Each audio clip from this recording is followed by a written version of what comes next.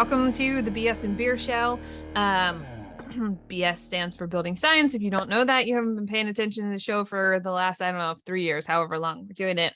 I'm Emily Mottram. I'm an architect here in Maine, a co-author of this book we're going to talk about. I am drinking gin and black cherry seltzer tonight.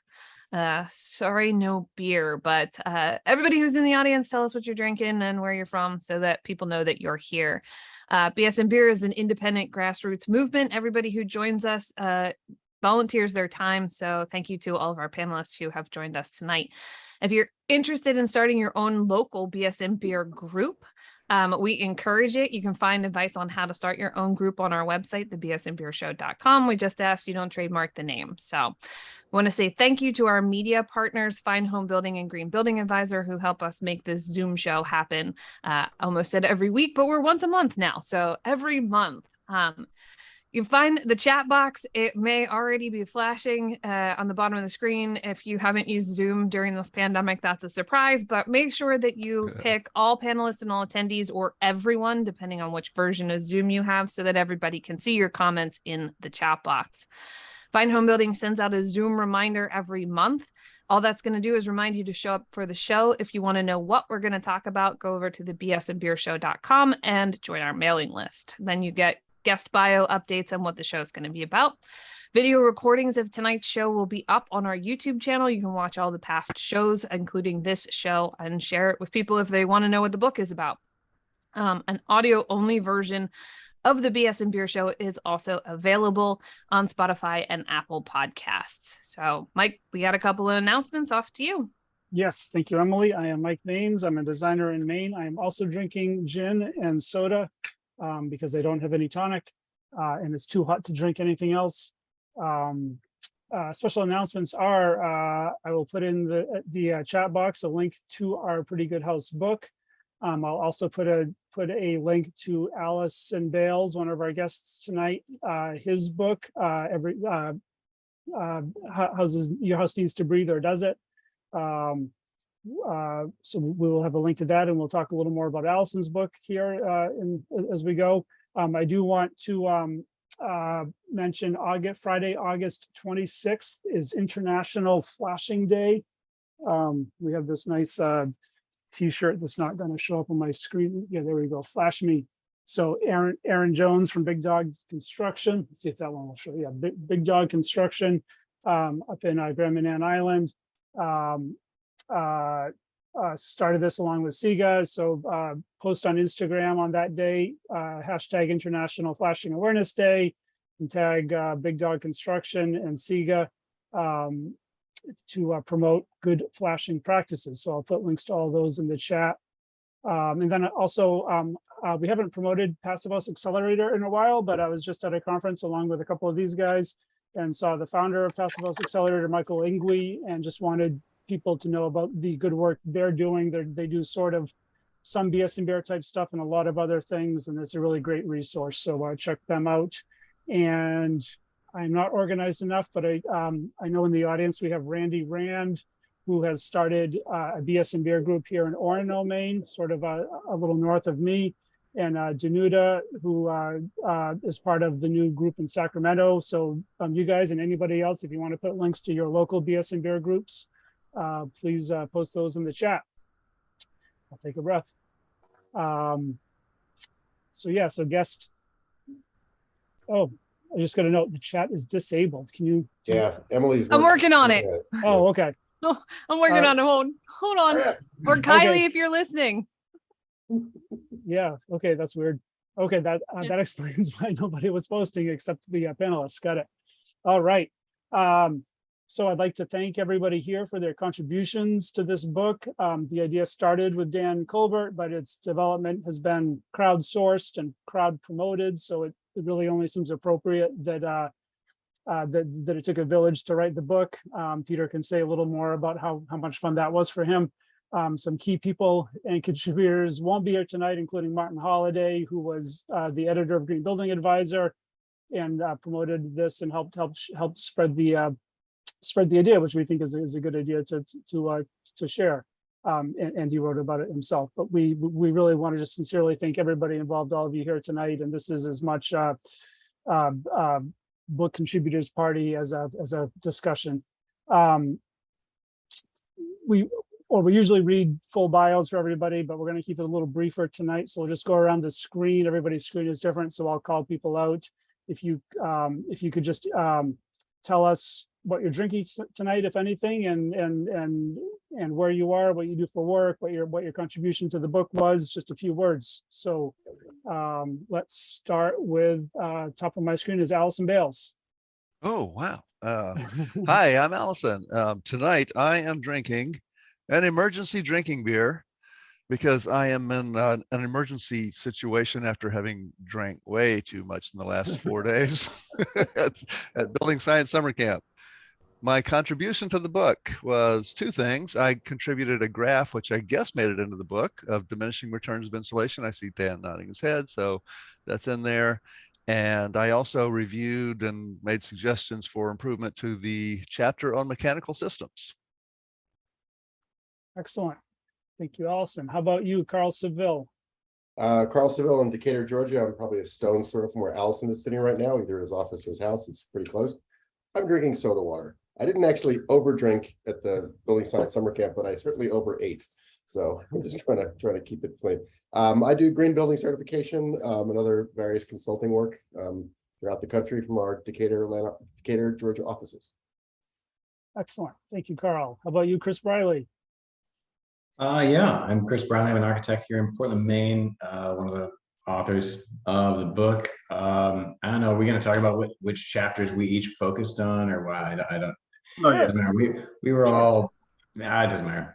What I'm drinking though, I'll tell you, is one of my favorites. And I gotta do this with a Good Fire Brewing. This is their prime beer. If you're a fan of hazy, juicy IPAs, that's a good one. And there's a lot of good beers here in Portland, Maine. So, and I forget what else you asked me, but there you go. That's good. That's a good start. How about David Warfel? Hi, I'm David. I'm in Madison, Wisconsin, and I am drinking a Sprecher root beer, which according to their website is the world's best root beer, also a Wisconsin brew. And my contribution to the book was about this big. I did some a little bit of advice on lighting and lighting design. I'm a lighting designer. Yes. And you, Mr. Peter Chapman? I'm in Woodbury, Connecticut, and I'm drinking a beer from Moreland's Brewery in Oxfordshire, England, Old Speckled Hen. I'm fed up with IPA, so I'm going back to the classics. What am I? Yeah, I worked as a book editor at Taunton Press for 32 years. The last book I worked on was Pretty Good House. No connection between the two events, but I retired after that one. Next. All right, Scott Gibson. Hi, I'm in Portland, Maine. I'm drinking a glass of Malbec box wine, a very nice year.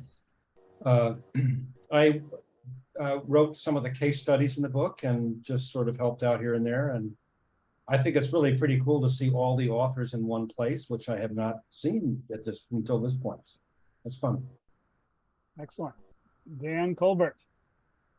I, Dan Colbert, also in Portland, Maine. I am drinking water and plenty of it. All right.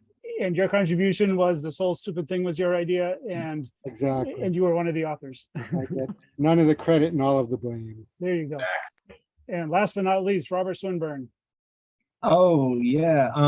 Let's see. I'm not sure how I got dragged into this. I'm not drinking anything in particular at the moment, but here I am. I have the cover photos, so that's pretty cool. And a bunch of projects are featured in the book, so here I am. Excellent. Thanks for joining us, and hopefully the thunderstorms rolling in don't disconnect you.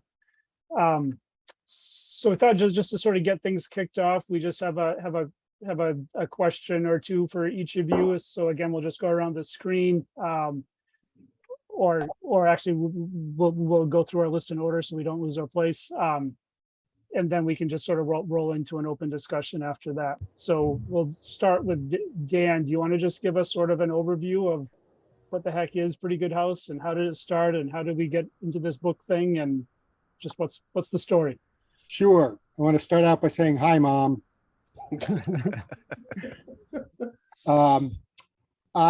So we had the original building science discussion group was a project in here in Portland, started by me and Steve Constantino. And every month at the last second, Steve and I would put our heads together and come up with a dumb joke for the next meeting. So one month I had been thinking a lot about rating systems, and I said, well, what if you just want to build a pretty good house? And so Pretty Good House was the title of the meeting. We had a great discussion, and then Mike Maines wrote it up for Green Building Advisor, where it just kind of exploded in this wild way. I've never hit the zeitgeist quite right, but we did it that time. There were well over 100 comments on his article. And then other people, well, Martin Holliday, as you said, really loved the idea, and he really helped push it along, especially on the website. And then he invited other people, I know Allison was one of them, to talk about what a pretty good house might look like in their climate zones. Obviously in Portland, we're zone 6, and we're very much, that's what we talk about. And our discussion group was Portland, Maine, and thereabouts. Anyway, so we had great discussions. We wrote it up. And then we kind of put it away for a while. The discussion group kept going and then several years later, we returned to the subject, again, informed largely by the discussion of the carbon load of house building as opposed to house occupancy that had become a serious topic of discussion in the intervening years. And we came back with what we called Pretty Good House 2.0, the carbon edition. And again, that led to some great discussions. Mike again wrote it up for GBA, where it led to more discussions. And then COVID hit. And I don't know if that was related or not, but obviously everyone started talking about their indoor air quality in homes and everything. And Fine Home Building approached, I think you, Mike, right, first, and said, why don't we write a book? This thing seems to have legs. And Mike reached out to some of us who'd been talking over the years about writing a book and had never gotten our whatever. We needed somebody else to kick us in the ass to make it happen. And taught and volunteered for the job. So we spent much of COVID writing this book. So, yes, I'd say that covers it. Thank you. Speaking of Steve Constantino, he just joined, or he had joined for a while, but I just saw him and promoted him. So let's go out of turn here. Steve, do you want to tell us what you're drinking and what you do? Certainly. I'm actually having a Maine beer dinner, which used to be quite famous, but now you can get it almost any day over there. But it's only 5 minutes away from here, so it's a go-to regular. Nice. Yeah, and otherwise, yeah, I mostly contributed by cheering from the sidelines. But you also you host all of the discussions, and it's also you and Dan started this building science discussion group, which then turned into BS and Beer, which led to local groups and this show. So like you and Dan are also like not only the co-fathers of Pretty Good House, so you're also of BS and Beer. So we owe both of you guys a lot for. Yeah. Well, thank you for that. And I agree. We started that in the spring of 2009 when, if some people remember being unemployed then, more or less. And, it was free. It was come be a professional. Maybe you get some work from somebody. We talk about building science, learn some stuff, share some stuff. And yeah, I think it worked out pretty well. Some people actually told me they got work by just showing up and talking to other people and picking up side jobs. So that was a little side benefit then, but then it became people just became so into it, and wanting to keep showing up and learning. So, and I think everybody learned something through that. So yeah, we even got people like Allison to show up at one point. It was a while back. Yeah, that's where I met. Yeah, that's where I met Allison. Yeah. Oh yeah. That's great. And, thank you. Yeah, thank you. So let's continue with the interview portion of the evening here. Peter Chapman, You have been at this for a while and have edited a lot of books, including the best known probably is Sarah Susanka's Not So Big House series, which I know, at least in my world, was pretty industry changing. Just in terms of how people think about how they live and how they design and build. So how is the from your point of view, how is the process for this book similar or different from others you edited? And then also, or alternatively, how happy are you to not be trying to herd us cats anymore? I know we were. Well, it was certainly a challenge because in all my years at Taunton, I worked on a book with 3 authors once, which was Common Sense Guide to Pest Control. That was with 3 authors, but there was 1 lead author, so I only dealt with 1 author. I've worked with 2 authors before, but never with 4. And usually if you work with 4, there's someone who's the lead author, but with you guys, to your benefit or to your detriment, you all were equal partners.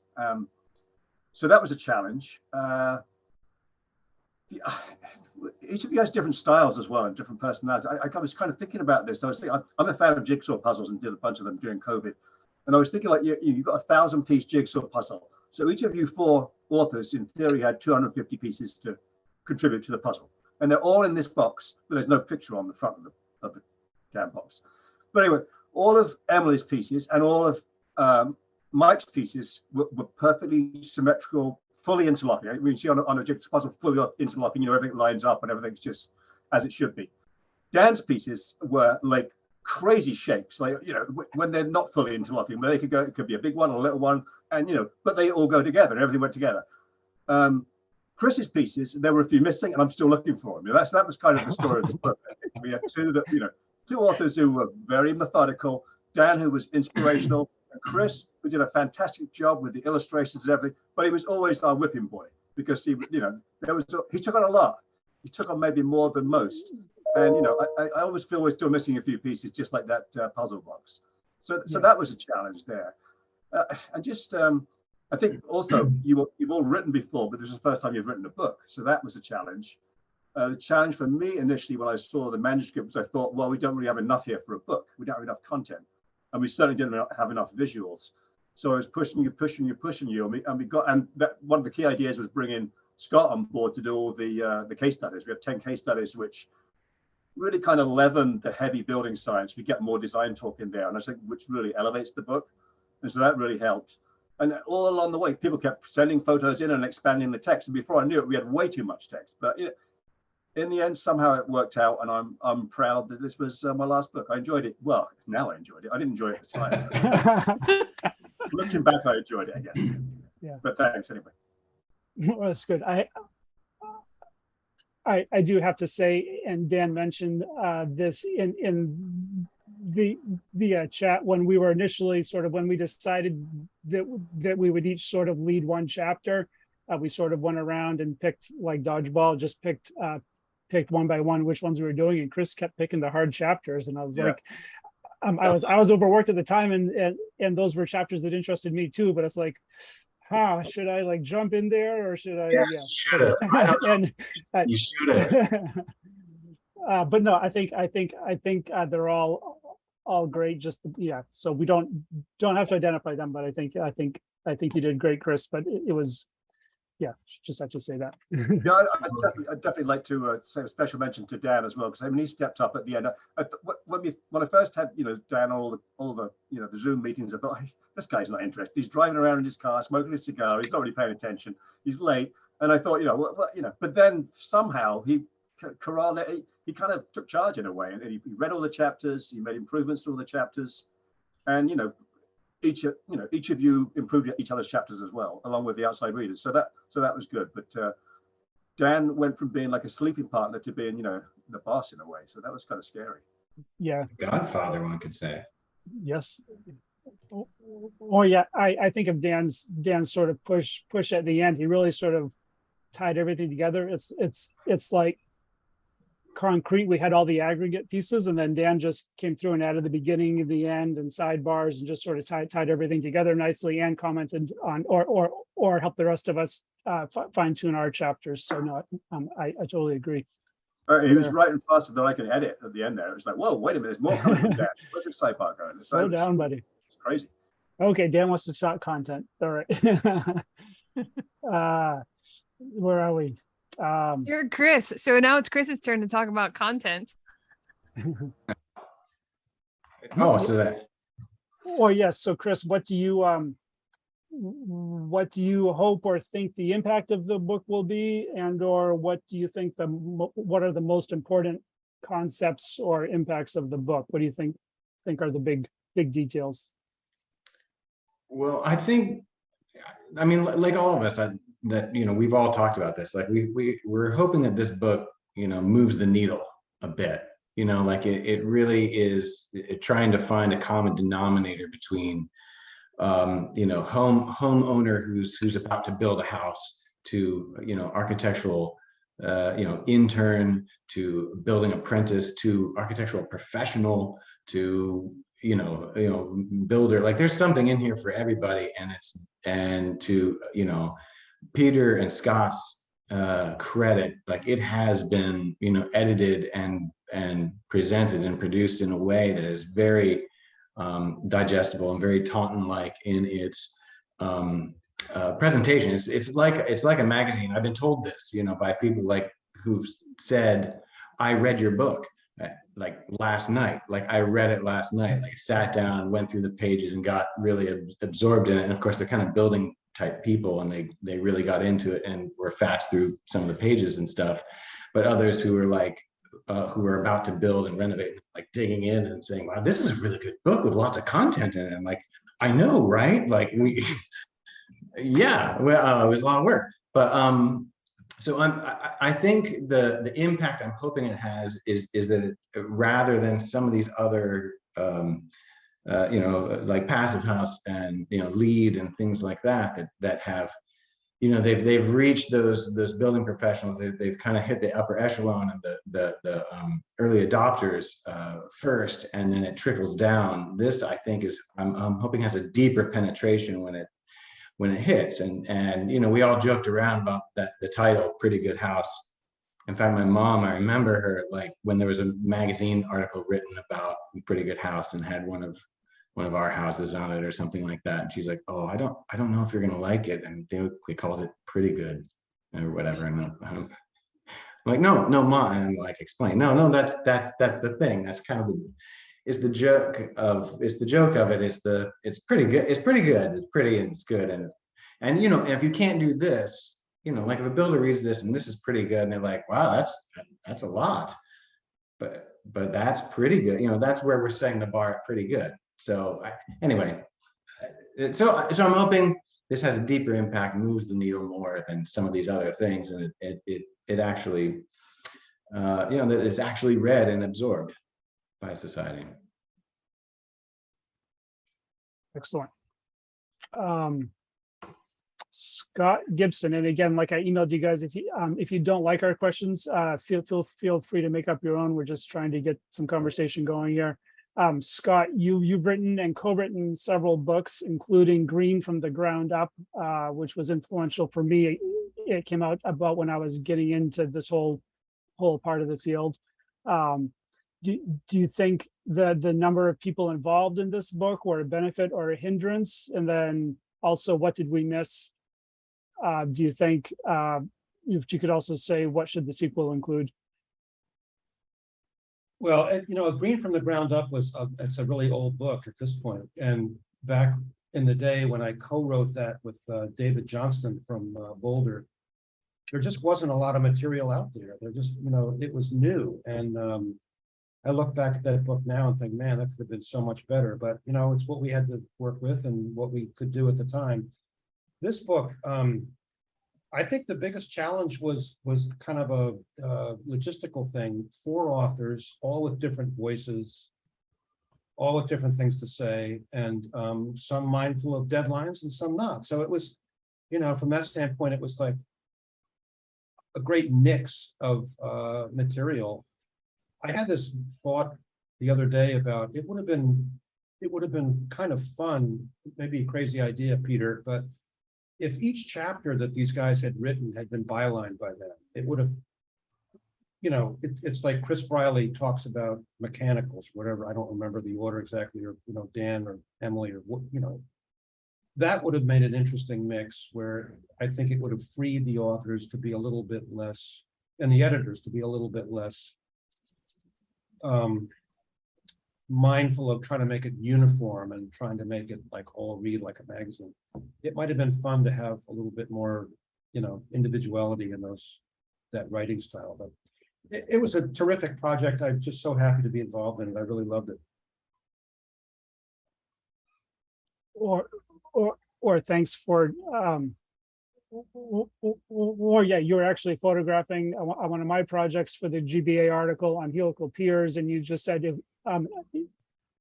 if you could help out, let you know. And when we're getting towards crunch time or past crunch time, and we realized that we didn't have any of the case studies figured, we were like, well, Peter said,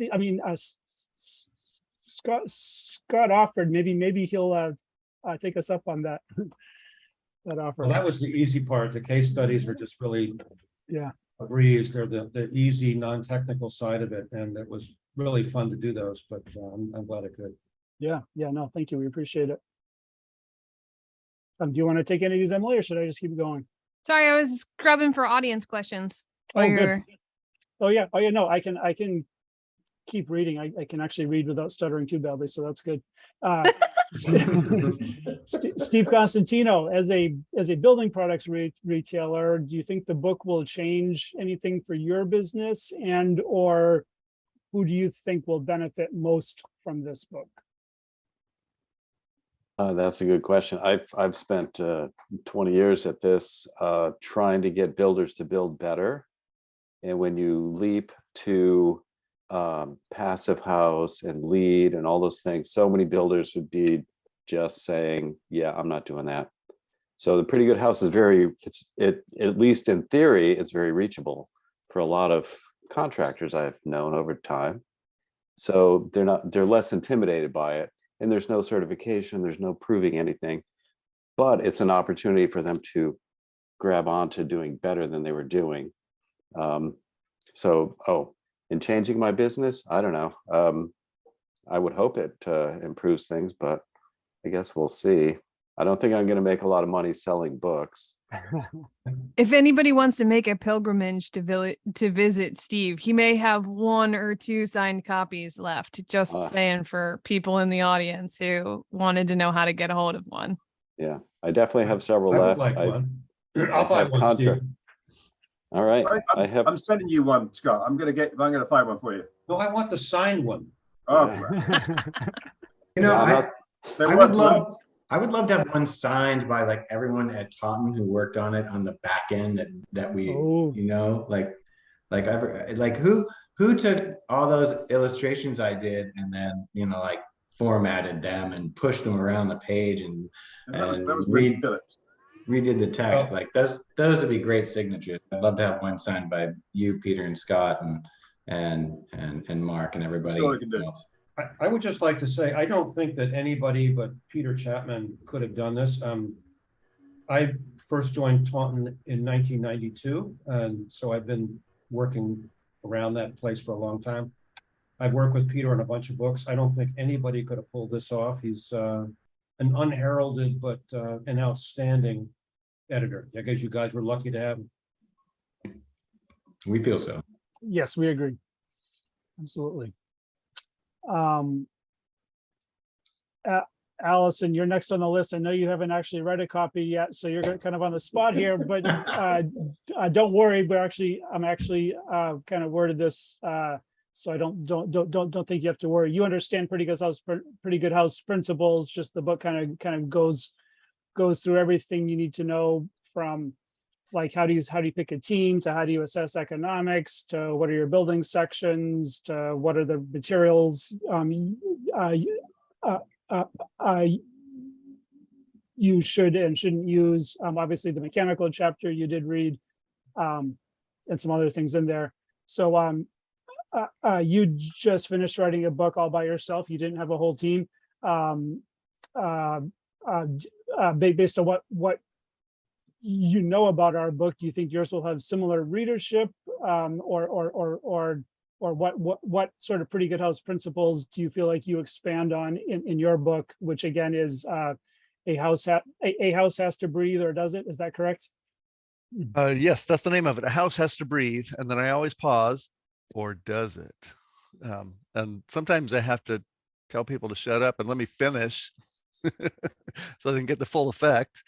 So let's see. So yeah, I wrote about Pretty Good House when I first heard about it. I saw your article, and I think shortly afterward, I wrote an article about it, 2012, and then I wrote a second one. And I think in 2015, I wrote a third one. And then, yeah, I reviewed the mechanical chapter, which I thought was great. The readership overlap, there certainly will be some readership overlap, I think. My book is probably more technical. Well, okay, definitely more technical. I cover the whole gamut of building science, and talk about comfort, indoor air quality, energy, the building enclosure in great detail, mechanical systems in great detail, and also hot water. I really got into hot water writing this book. And that's what happens when you hang out with Gary Klein for long enough, because you learn stuff and then you start looking at your own hot water. Well, I mean, this applies to everything, of course, not just hot water, but ducts and insulation or whatever building component we're talking about. So there will be some overlap, certainly. Probably mine will be people more interested in the technical side of things. The authors of the Pretty Good House book will read your book to figure, for sure. to know what to really. Mine's already on pre-order. I can't wait for it. Oh yes, me too. And apparently we got a pretty good discount because it's now a big heavy book, so it's more expensive, and we got a great deal. Yeah. Can I give an update on the status of it? Of course, yeah. Yeah. So currently the index is being made, and what they told me last week is that should be done this week. So I keep waiting to get that email saying the index is ready. Here's the final proof. Look it over. And once that's done, then we ship it off to the printer, and 9 or 10 weeks later, the books arrive at my office. So I'm hoping sometime in October, I'll get those boxes of books at my office. Great. It's a huge accomplishment to write a book. I mean, it's a big thing. Yeah, that's why I put it off for so long. I wanted to do it for a long time, but I knew once I got into it, it was, yeah. Oh yeah, it's like I've read lots of books. How hard could it be? Well, it's actually pretty hard.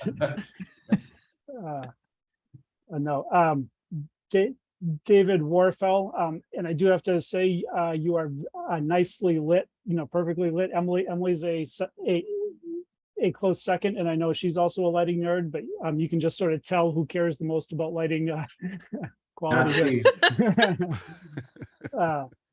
You contributed a couple of what ended up being sidebars on lighting, and a nice drawing that I think really sums things up. Like, just there's a lot of lessons in this little tiny sidebar illustration.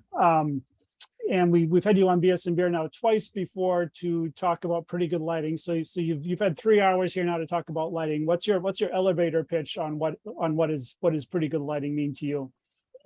And when are you going to write the pretty good lighting handbook? Tomorrow I'm going to write the book. Okay. So, yeah, it was fun to participate in this, and also frustrating. It's like, wait, I wish I had come up with the idea of pretty good lighting. But you came up with Pretty Good House before I did. So I'm a little jealous, and I'm also a little concerned that this book is going to cost me a lot of money. It's the second Taunton book that I feel like is going to change the way I look at home construction and home design. The first one was Not So Big House, and that book cost me a lot of money. But I've loved every place I've lived ever since. This one has really started to transform the way I think about houses and what's important. But I will say that as a lighting designer, most of our clients are not looking for a pretty good house. They're looking for the ridiculously amazing house. And it kind of gets exhausting doing those because they aren't in my neighborhood, and they aren't for me. You know, that's not what I live in, and it's not what my family lives in, et cetera. And I think that Pretty Good House really, that middle zone of, hey, can't we just do this better? I'm loving what I'm reading it. And my wife is a little upset because I'm boring her to tears. She's not that interested, but I just keep going on about it. But in terms of lighting, like, I'm constantly trying to figure out what is that middle ground in lighting. What is pretty good? What are the essentials of light? And, you know, lighting gets boiled down into task and ambient accent and all these boring technical terms. And, you know, we talk about LEDs, how they save the world, and, you know, but there's also problems with them. And I think just like the authors of this book are, you know, you've all boiled down an incredible amount of building science and knowledge and experience and put it into something that's actually consumable and readable and learnable. Like, that's what we're trying to do with lighting as well, is take the science, take the art, take all the technology and figure it out. And I think for me, it was just a really good exercise to take what I do and try to boil it down into pretty good concepts. And just, you know, I don't even remember what I wrote. Avoid glare, right? Like, you know, be a glare hunter, go after that stuff, and just think about, really, I guess all I would say is think about light, because we can transform the way the house feels, and we can transform how you live your life every day. I mean, if you have eyes, then light is affecting everything and every moment, everything you see in every moment. I write the book. I'm too busy blogging. Yeah.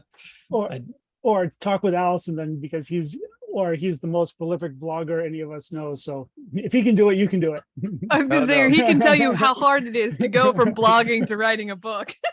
I am not the most prolific blogger that you know. There's somebody in the audience here who is the most prolific blogger in our sphere, and that is Lloyd Alter. Lloyd Alter, yes.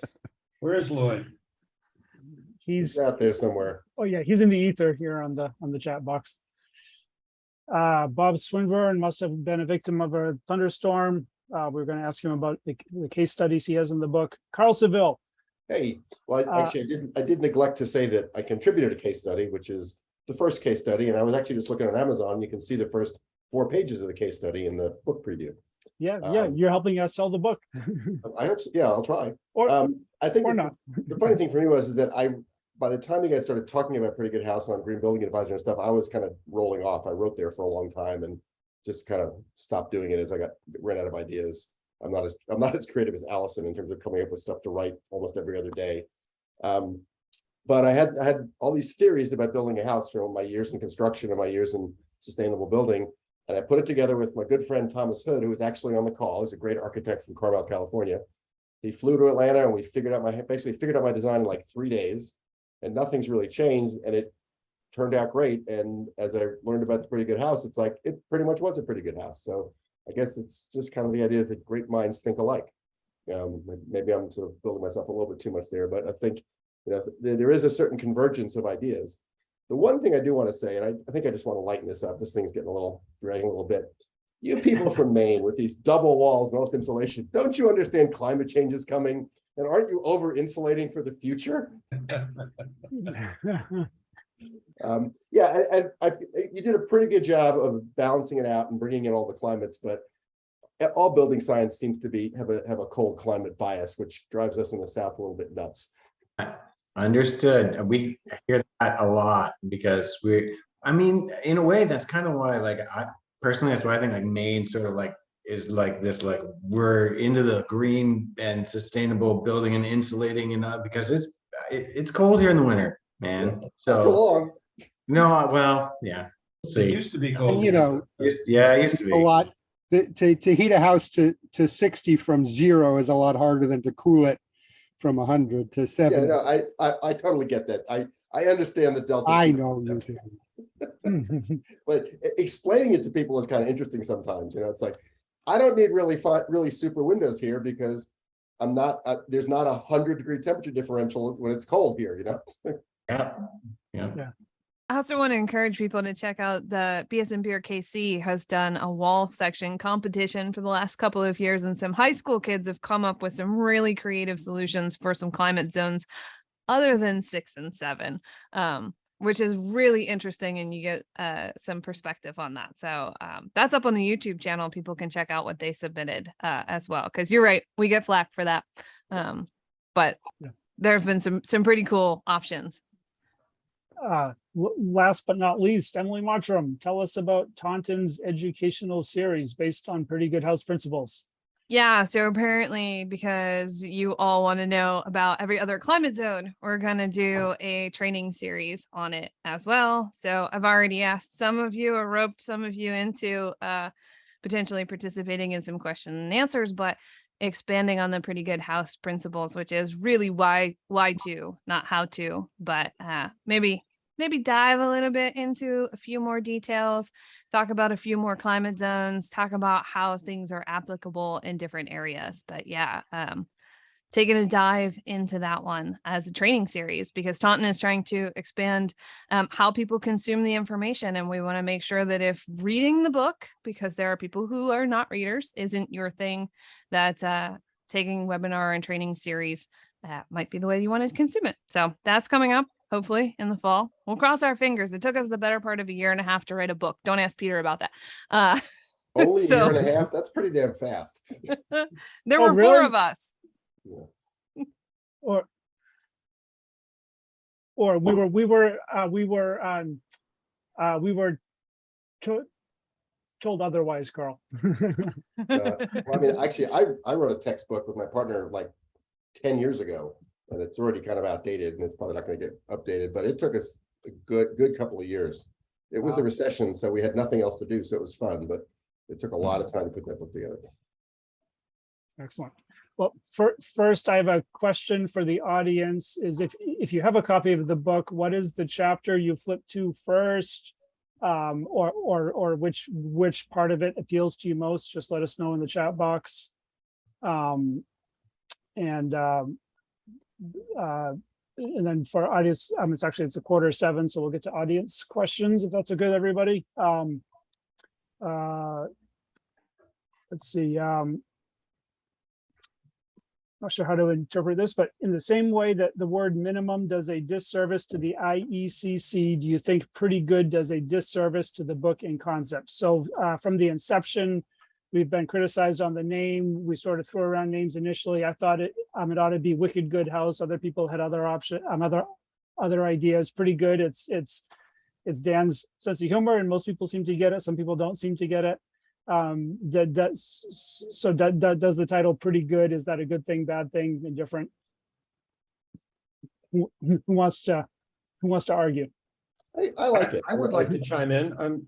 It just seems to me that it's the same kind of idea that the Not So Big House. It's this, who would read that book, right? But it kind of tapped into this vein of over-engineered, over-anxious, over-caffeinated building, where, wait a minute, can we just like build a house that will be comfortable without stressing out about every, what is the ACH 50, please, or what is the, so I think it was brilliant. I think it's brilliant too. To answer your question about Not So Big House, there have been some people implying that book should have been called The Pretty Big House, because there's some big house. There's $3,000, 3,000 square foot is the standard size for Sarah's house. So that was the Pretty Big House, really. So yeah, Pretty Big House.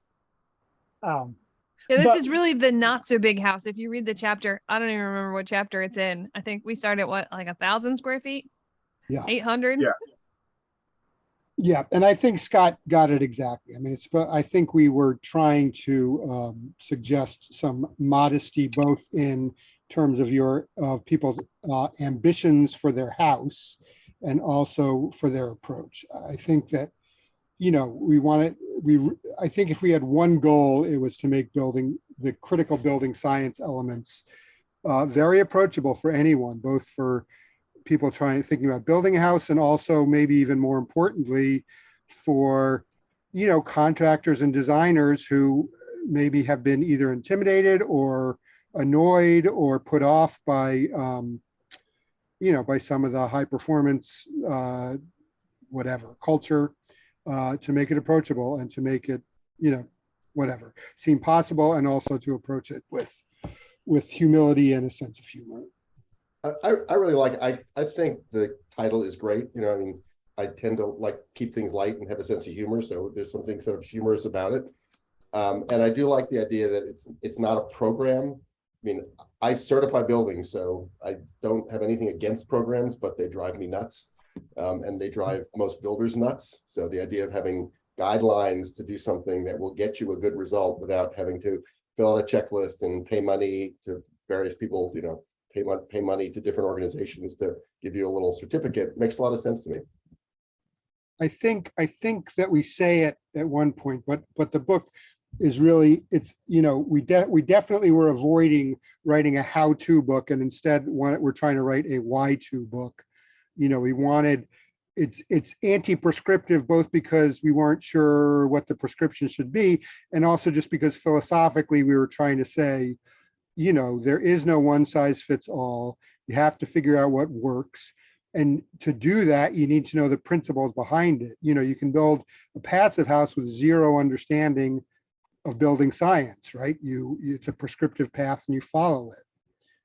You'll build a terrific house, no doubt, but if you want to veer off of that, you may get in trouble if you don't understand ventilation or, all of those things. Just a thought that the book really dealt with designing a new house, correct? I mean, this is how you go about building and designing a good house. Well, our biggest housing problem is the stock that we already have. So, how do we apply what you folks were talking about to, I live in a 1931 two-story in Portland, Maine. How do I fix this place? That would be maybe that would probably be a bigger book. You guys to do. Yeah, We talked about this book. Go ahead, the Emily. other day. So I think you just volunteered, Scott, because we kind of came up with this concept that we would do case studies that talked about what you did in your renovation project that got to pretty good house. So I think you volunteered to write the next book. Yeah, and we talk about on with it.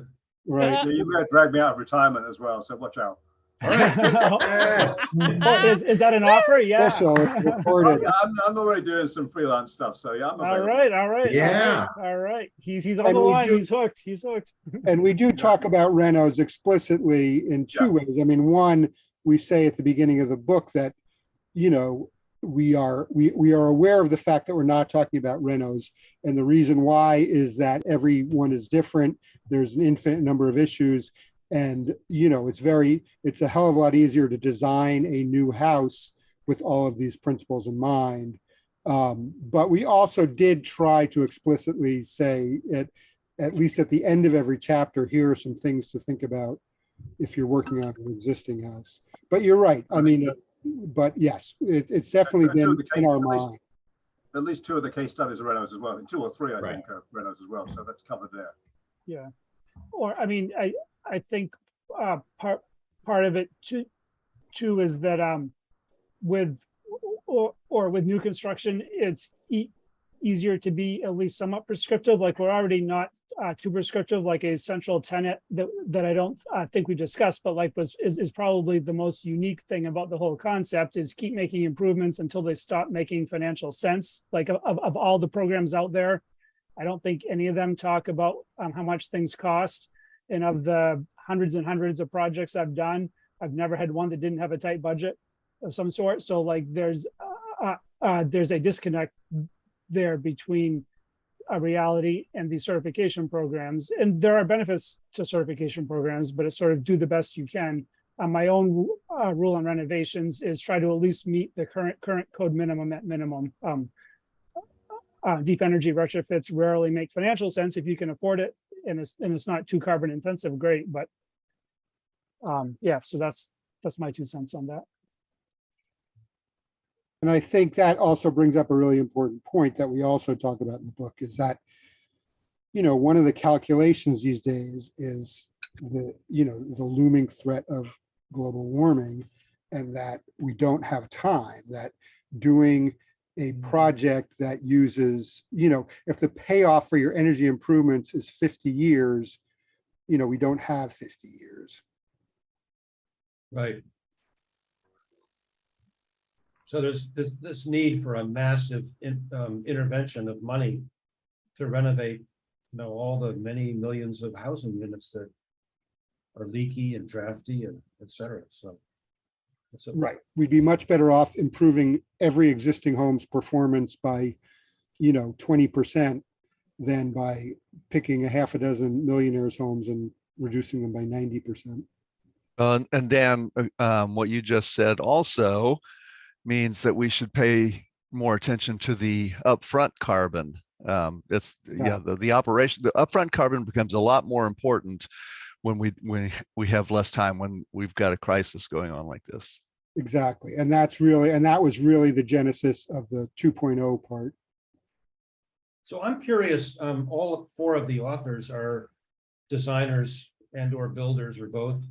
So how often do your clients that come to you that want a house, do you talk to them about upfront carbon? Are they receptive to it?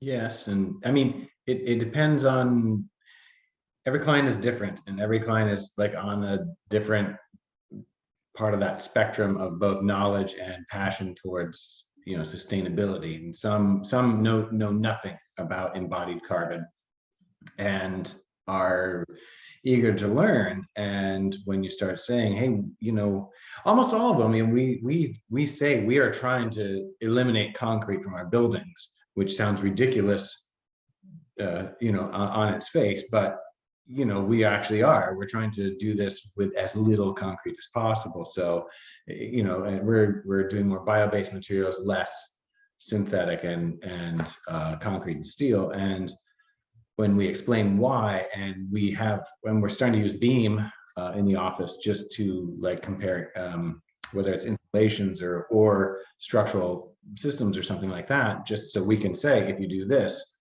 then we had one fellow in the office convert it to car driving, which it equates to, you could drive your SUV for 18 years.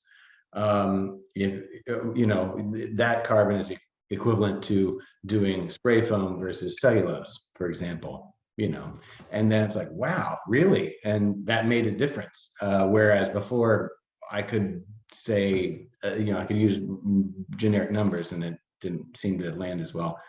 But yeah, so I guess it depends on that client and where they are. And if some just don't even care, then we do it, we do that stealth green thing of old, the olden days, where we do what we do because they came to us to be sustainable. And so we just explain that's what we're doing. But most are passionate to understand and learn, and they enjoy learning, and they're really good students. And my God, they're exhausting sometimes, but we love them.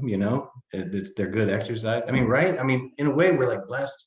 I feel like we sustainable professionals are like blessed with some of the greatest clients. We just get really good ones in there. But yeah, they're good students. We'll say that. I would agree with Chris. We just changed our practices. That these are just the things that we do. And generally we explain that to people, across the board, like this is why we're doing it. And then we have those additional clients who, I think because we talk about it, they are already somewhat informed till they get to you. And then they want to take a deeper dive into it and they want to do more. So the more you talk about it, the more people expect that from you. Right. And others don't. Some will hear the case and they'll say, yeah, but my builder says this is cheaper, and so I'm going to do that anyway. But thanks. And we tried. So true. Yeah. Well, maybe the NAHB will read your book and have a change of heart. I've always been curious about why. I mean, the ideas that you're espousing and the way you build, it makes a lot of sense, even if you don't have a huge deep pocket. So I'm curious about how come the building industry, the big players, just seem so uninterested in it. Because they can sell whatever they build, and You know, people who buy houses, honestly, the majority of them don't understand nor care about the quality. Yeah. They just Those- they want the big rooms, you know, they want the vaulted ceilings, they want the granite counters, you know, they just want everything that isn't a pretty good house, basically.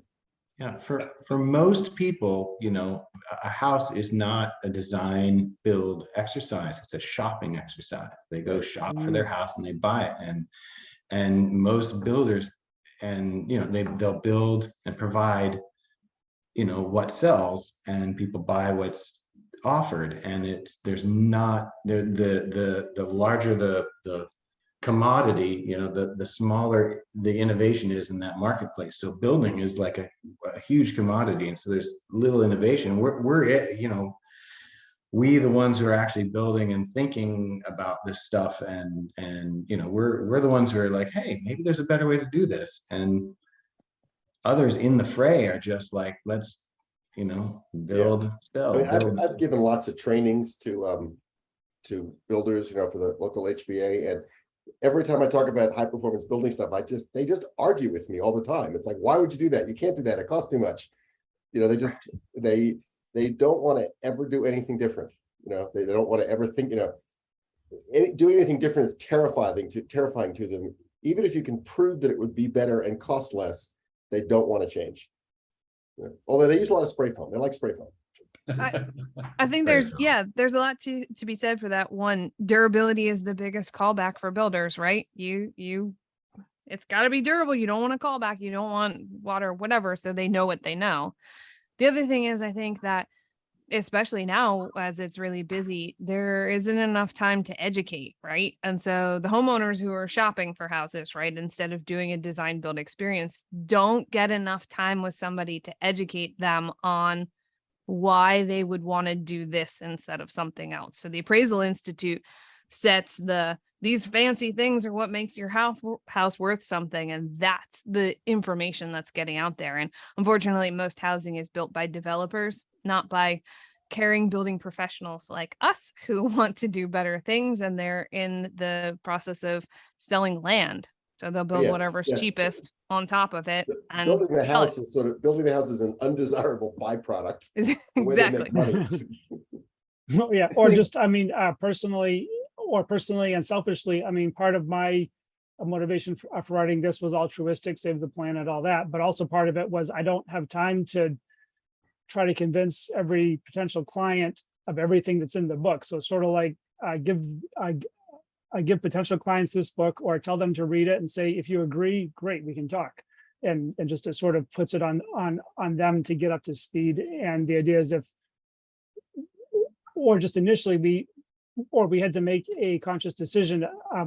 Are we writing this for everybody? Or are we writing this for builders, for architects, or for clients? And we decided to focus or to write for clients, but to also have enough information for design pros and builders. But just the idea is, if we can get clients asking for stuff, it'll be a lot easier for builders and architects to come along. Those of us who are on the professional end have already tried our hardest to drag clients along, but just it takes a lot of time and effort to teach people every single thing that's in this book, and then have them decide, yeah, but the guy down the street's cheaper. So it's also like pharmaceutical ads. Like if you can educate the patient about the medicine and what it does, then ask your doctor about it. Now the doctor's like, great, now I have to learn about this crap, whatever. Yes, exactly. So now these builders are like, oh great, now I have to learn about this pretty good house stuff. I've had 8 people ask me if I know how to build a pretty good house. I better read this book. We'll start getting death threats soon. Oh, I can't wait. Yeah, me too. I would say your name's first, Dan. Yeah, this is a huge topic. I mean, I could talk about this for days, and I obsess over all the time, but I mean, I think it's really basic. I mean, I think the first basic issue, and I don't know that we can never solve it, is I think housing is wealth is a really shitty idea. And I think that's, you know, whatever, that's the basis of a lot of things. How do you feel about capitalism? Yeah, let's get into that one. No. I think that's a basic. I have mixed feelings, Chris. I know it's a good point, Dan, though. I mean, it is like I've had somebody say to me that when you know, like a lot of times you say, I'm an architect, and everyone has all these packaged preconceived notions about what that means or whatever. But, you know, I had somebody, oh, so you work with rich people. You're a rich, you know, you're a rich person's, you know, person. And I'm like, no, I'm not. And then I stop and think about it. I'm like, well, kind of. Yeah, kind of. I mean, because yeah, who's out there, you know, designing their own house? But someone with means. I mean, it's not somebody who's not, you know, they may not be, you know, rich. I have, you know, 5 yachts, that kind of thing. But they have the ability to. They're not worried where their next meal's coming from. That's for damn sure. So it's like, I want to. As my friend Paul Eldrenkamp says, we're building for the 2%.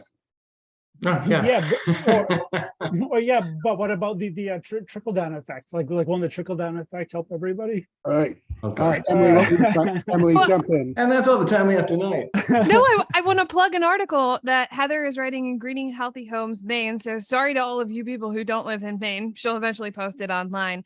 They're writing about the 30th anniversary of a program that I work with Community Concepts, which the homeowners actually build their own homes, right? And so I've been able to take some of these principles and apply it to those projects, and they apply for rural development loans, and they build their own houses, and they spend the better part of a year every weekend building each other's homes, right? Too. So maybe in some cases we just have to think about a different way to approach it, right? Well said. Unfortunately, a custom designed house is not, it's a luxury. I'm sorry. That might be an unpopular opinion. It's a luxury. But there was a question earlier in the chat about, you know, pretty good house and affordability, the whole issue of that. I mean, that's something we kind of skirted in the book, but is there such a thing as an affordable, pretty good house? I don't know. I guess affordable is a relative term. Great Yes. question. I mean, I think if a builder chose to do it and, you know, put the systems in place, it would take them a couple of houses to kind of figure it out. I'm sure they could, and I'm also convinced almost nobody would ever do it because it just doesn't fit the business model. I want to bring something up that doesn't totally relate to this, but I read a book several years ago about the development of suburbs, and it was really interesting that the basic concept is all these ring suburbs around all these big cities like Atlanta and Dallas and stuff. There are all these big starter castles there, you know, that just have all these big rooms and vaulted things, and they're essentially the same house in every city. And they're kind of designed like that, so when people get transferred from all these big corporations, they can just buy a house that's exactly the same as the house they own and move in and all the furniture will fit. And that's really what the industry's like. The whole idea that there's nothing vernacular anymore. Everything, you know, nothing's designed for the climate. It's just designed to look the same wherever it is. And it's just, you know, I mean, honestly, the new home industry is just a mess. And I'm, you know, I tend to be a fatalist. I don't think there's any chance of it getting fixed in our lifetime, but whatever. Well, Carl, I think if you hire Chip and Joanna Gaines to build a pretty good house, you know, like we get millions of dollars and just buy the airtime, you know, you could probably change the world. That's a very good point. Yeah. I think there's the massive people can be moved and are moved by people, you know, by change makers or influencers all the time. If somebody cared enough about the environment to put a couple $1 million into it, I'll bet the impact would be mind-blowing. I think you guys need to get in touch with HGTV and get them to start building pretty good houses. Good idea. Mel Baser in the comments has a good question. They say basically curious if any of the if we bring up themes like workforce development, bringing up the labor force to help move the PGH standard forward, gentrification, housing crisis. Mel is very involved in sort of equitability and social justice and those things as they relate to construction. People of color, communities of color, people in poverty. So I think the short answer, Mel, is no, we fail on all those fronts. We are trying to convince wealthy white people to do slightly better, but I don't know if anybody else has more to say about that. Nope. I think there's I mean, silence. Yeah. I'll jump Here's the in. hot potato. Who wants it? It's no, we don't. I mean, and I will, you know, I will defend that decision, and that's not. I mean, I think that we all think quite a bit about these subjects, as Mel can attest to. But it didn't seem like it was the agenda of this particular book to solve those problems. I certainly think it's worthy of, future, the pretty good workforce or whatever we want to call it. Would be It sounds like Mel volunteered to write the next book, right? Yes, That's yes, right. Mel, That's pretty good yes, Mel, you're workforce. hired, pretty good workforce, but that also brings up, like, we actually really have discussed pretty good lighting, pretty good renovations. Like, we do have, if this is I don't think any of us are in love with the concept of marketing, but just we see the power in our, capitalism is a crappy system, but it's what we have to work with. And so, What kind of communist are you, Michael? I'm, one step below Dan, but still, it's he's a pretty good communist. Pretty good government. That's our next. pretty good enough that I do not live in a pretty good house because I can't afford one. But no, I think that's all important stuff, and I can see the brand evolving and including that. Like if it proves to be something that helps move the market, I could see trying to use it for more social good other than just trying to get people to do a little bit better. Yeah, and it's a good point. It's a good time to mention our website, which is, pretty bare at the moment, but has the potential to be a great resource. Bob really was the driving force behind creating it, and he did it all as a volunteer project. And it would be fantastic if, people wanted to write, whatever, 20 pages of their thoughts on the pretty good workforce or whatever. I'd like to defend the book in this situation a little bit, in that a lot of these principles can apply to very affordable housing. There's a group in Maine that are doing a startup to build affordable housing that is duplicate. It's almost like a modular. It's basically modular housing that is high performance, pretty good, and very affordable. And they're going to crank them out. The plan is to crank out a whole bunch to put out here into the realm. And I think it's doable because they're not going to offer options. They're going to design something that works and reproduce it. And you can take these principles and apply it to that.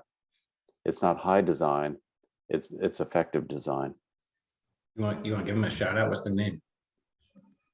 They're in Millinocket. I don't remember what the name is right now. Okay. All right.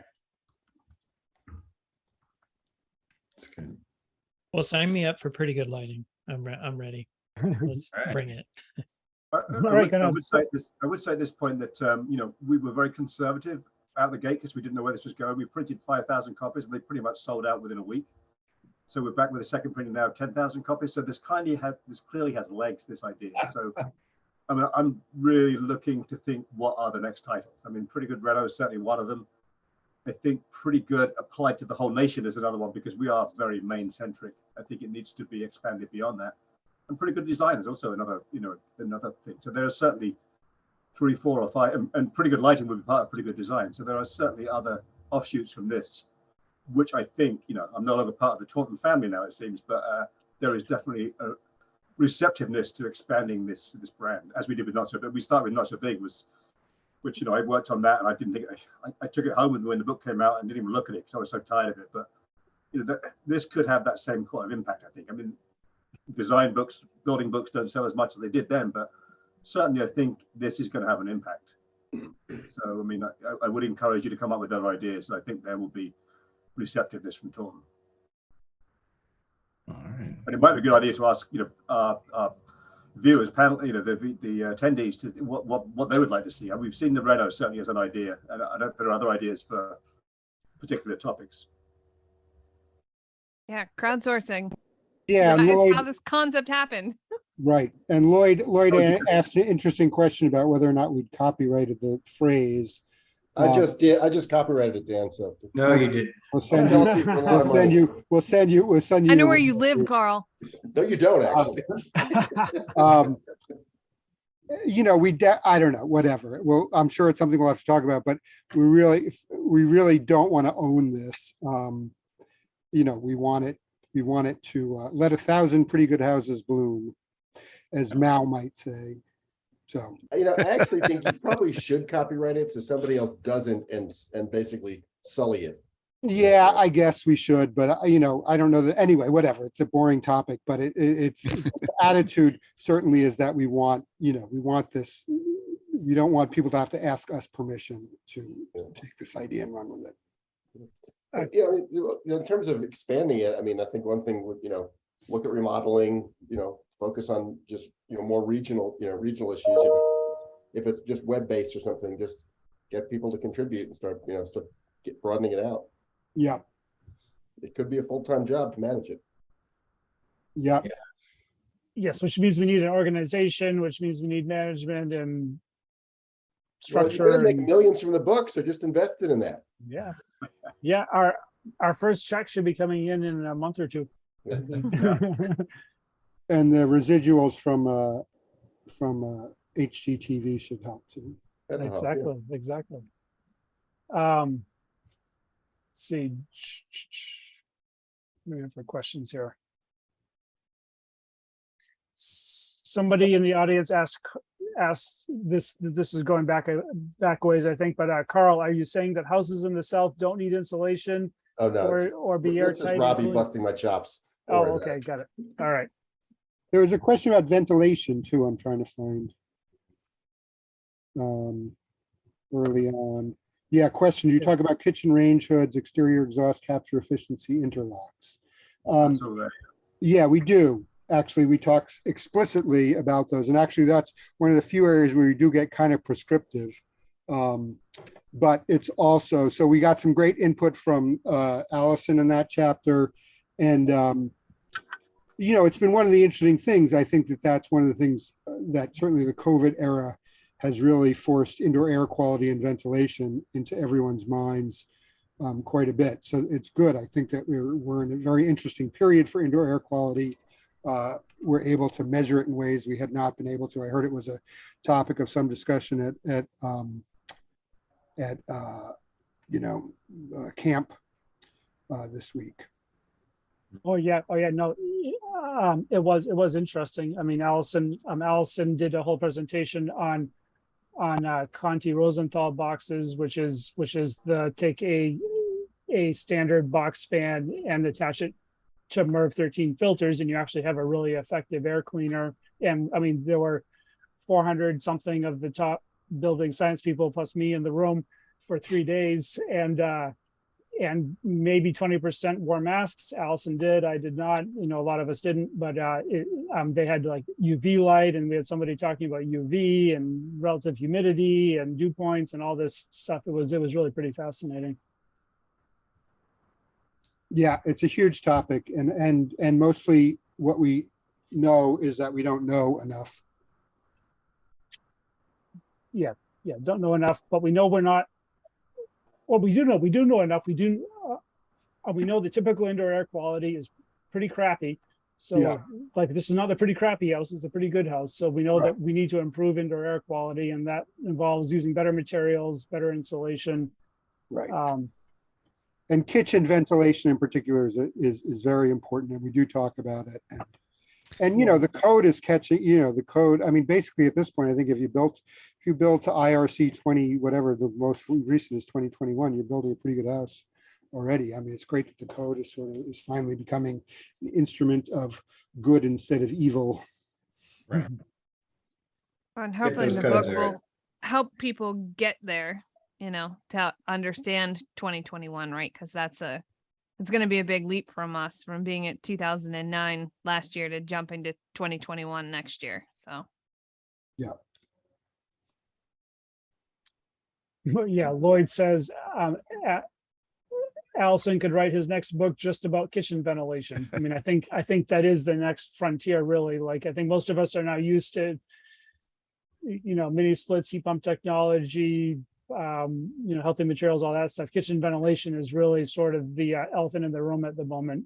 What do you think what should a pretty good house have for kitchen ventilation prescriptively? Less than probably 300 CFM maximum. Yeah, regardless of the range type. What if you have like a 48-inch Viking, blah blah blah? You don't have one of those. You just don't put those in.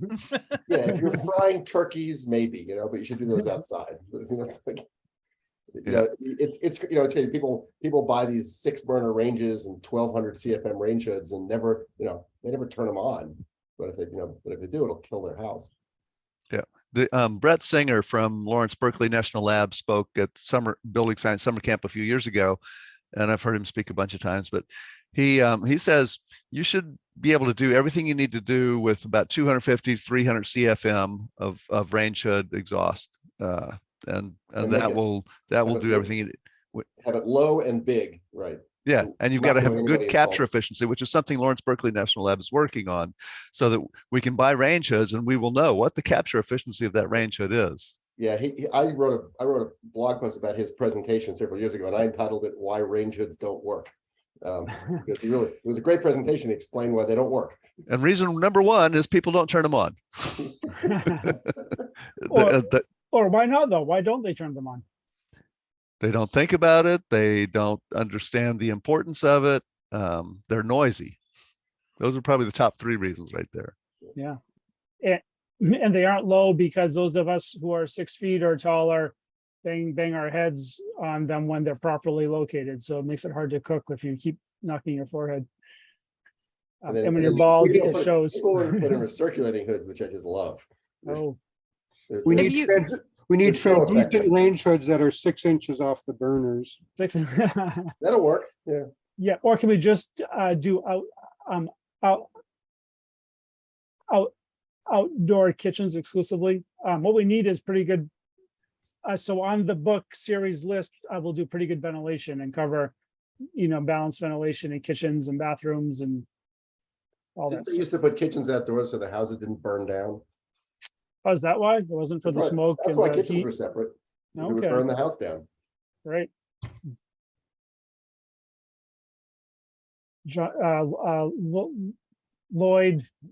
Lloyd has not figured out the everyone button. He says John Strauss calls recirculating hoods forehead greasers. That makes sense. And he meant John Straub there. Straub, John, yeah. John Straub, he had a better saying about the recirculating range hoods. He calls them as effective as a recirculating toilet. Oh, and think about that.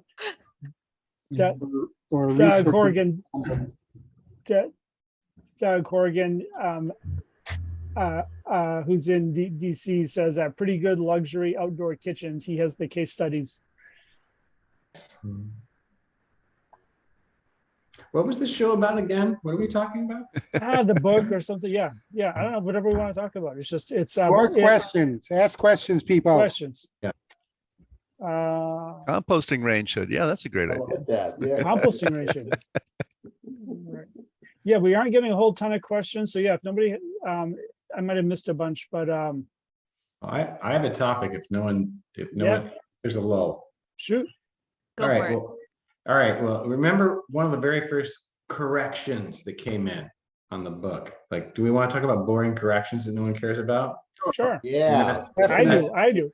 Yes. Okay. So like I do, because it was the vapor variable membranes. Do you remember that? So like it was possibly like we bounced around like the wording of those few paragraphs a couple times with each other. And I thought we had it all cleared up. And then someone said, hey, isn't this paragraph completely contradicting this other paragraph? And we're kind of like, yeah, it kind of is. So I wanted to maybe take a moment and say the vapor variable membranes, all you really need to know is that they are all they're doing is just allowing from one direction, it's allowing it to dry. See, I'm already messing it up. It's allowing your building envelope to dry to the inside when it has the opportunity to do so. Look at I'm turning red. Look at I'm looking on the screen. It's terrible. I'm an idiot for bringing this up because it was an error, and this is why. It's because it gets very confusing. But there's one active side on the vapor variable membrane, and it faces the envelope, or it faces the interior part of the wall.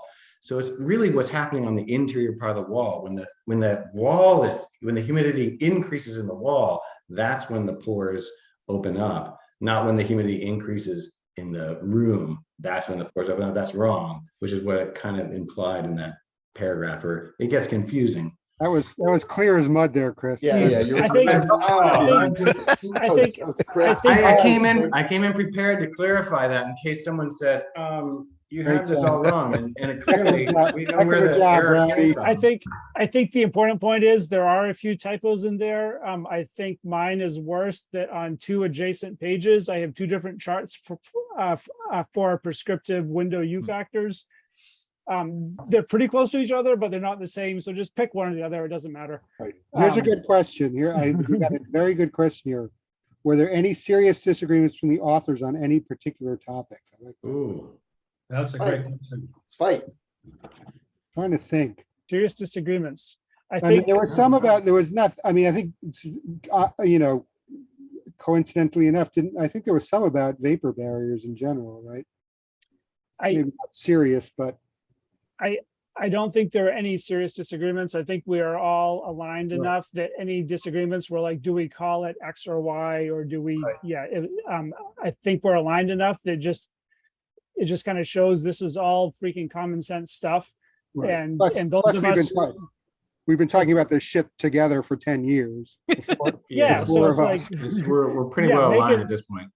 Yes, build tight, ventilate right. Joe Stiebrick is like, just when in doubt, look at things. Don't do stupid things. It's all the usual stuff. Read any of Allison's blogs, read of anything Joe Stiebrick has written. And if he's wrong, he'll put it in the footnotes and admit it. So it's pretty reliable. Like, this is not, it's not controversial stuff. It's all non-controversial stuff. It's just I feel like we're more,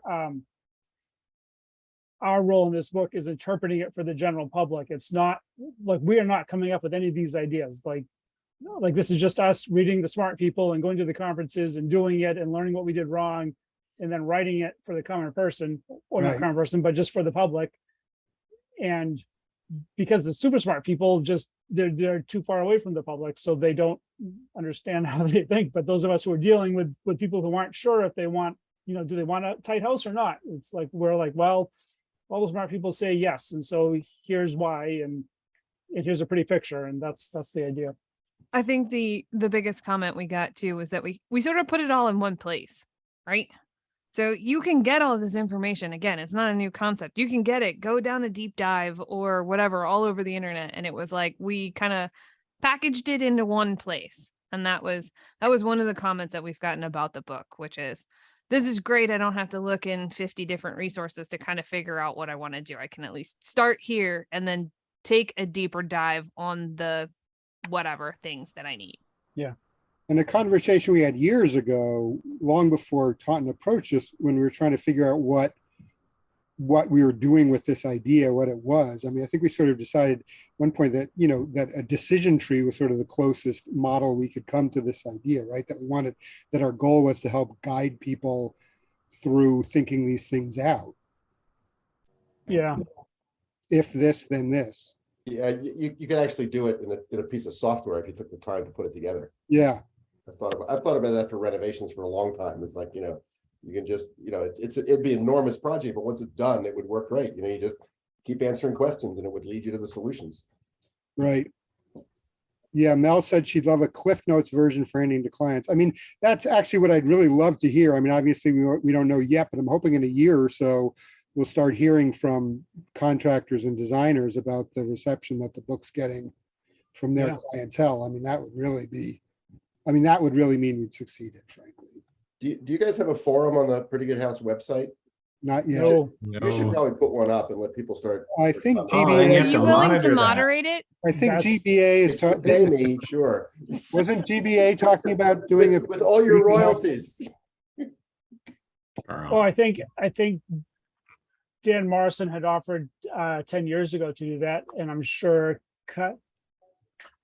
Kylie would now if we wanted. Yeah, you could make it a part of Green Building Advisor or something. Yeah, but just, I mean, there's already like 1 out of 10 questions on GBA are already Pretty Good House oriented. So just like GBA and Pretty Good House are already pretty intimately linked. Right. Well, which brings up one of my pet peeves is that like, from all of the writing we've all done on Pretty Good House and related concepts, people's takeaway seems to be that Pretty Good House means R40 walls, R60 roof, who cares what materials you use? And Right. I think that's a hurdle to overcome is the whole, it's really more like living, building, challenge light, or it's lead without checklists. It's really thinking holistically. And so anything prescriptive is suspect, like just those are starting points, but they're not ultimate targets. Like Pretty Good House is not our 40 walls. It's whatever wall makes sense for you and your climate. Right.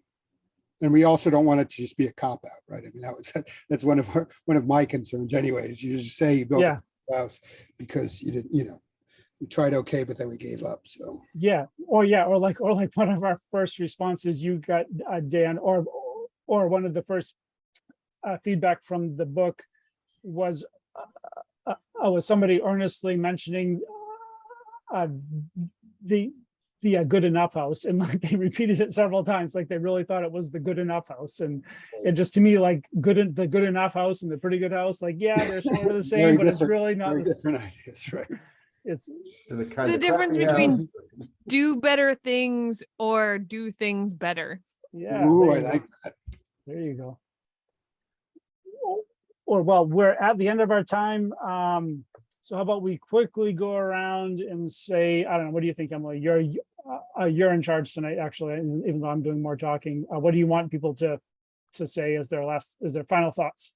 Yeah, I would love everybody to kind of give their final thought on where they think the market for this book is. Actually, somebody put it in the chat, which is how can the mission of this book be communicated that to the people who either perform the work or who are learning about it, schools, sciences, technology, whatever, right? So like, how can we apply this book to them? This is just your opinion, we're not going to hold you to it, but kind of signing off, like, who would you give this book to, like, and how would we kind of further the mission of the concept? I would force every builder to read it. Speaking of non-prescriptive. I mean, it would be great if, like, everyone in the office, read it, but they're probably sick of hearing my voice, so they're probably like, yeah, I've heard enough of this guy for a while. But it would be really neat. In fact, I think there has been talk about this being sort of the foundation of a curriculum for a class of some kind or other. So it's already in the works. Dun, dun.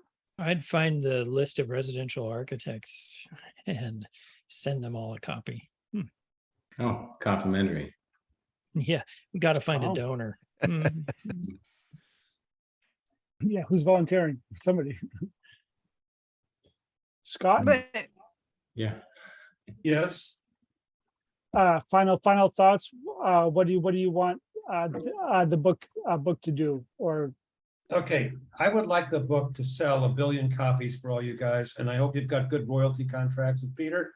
And I hope you're successful with it, because it's just a great idea. And there's obviously a lot of room to grow with other, like the not so big kind of thing. It's a great idea, and I hope I hope it sells like hotcakes. I really do. thank you. Allison? Yeah, I will echo what Scott just said. There's no particular group. I think anybody who has any interest in house, if they're working on their house, if they're building a house, this looks, I haven't seen the book yet. I'm waiting for my copy, but I think this would be a great book for anybody getting into this and trying to learn more. But let's see, Steve, you're next in line here. Oh, well, yeah, I would say being able to hand this out to people that don't understand much, or to builders who don't take it up, as just a basic guidebook to getting the job done well.